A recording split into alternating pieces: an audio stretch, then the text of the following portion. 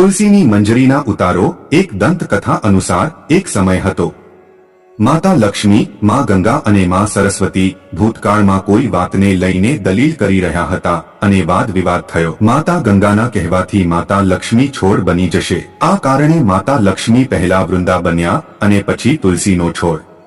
આ જોઈને માતા પાર્વતી ત્યાં આવ્યા અને સમગ્ર સમસ્યા જાણ્યા પછી માતા લક્ષ્મીને તેનો ઉપાય જણાવ્યો। માતા પાર્વતી તેમને મહાદેવ પાસે લઈ ગયા। મહાદેવે ઉપાય જણાવ્યો કે દર મહિનાની 12 શાલિગ્રામને તુલસી પરની મંજરી અર્પણ કરવામાં આવે તો તેઓ અન્ય છોડની જેમ અવતરશે નહીં અને તેમને પણ તુલસીના રૂપમાં મોક્ષ મળશે। તેથી જ તેઓ તુલસીની ડાળીને તોડીને શાલિગ્રામ અથવા શ્રી કૃષ્ણને અર્પણ કરે છે। મંજરી તોડવામાં ખાસ ધ્યાન રાખવું કે તુલસીની મંજરી મંગળવાર અથવા રવિવારે ક્યારેય તોડવી જોઈએ નહીં, આમ કરવું અશુભ માનવામાં આવે છે। અન્ય દિવસોમાં મંજરી તોડી શકાય છે।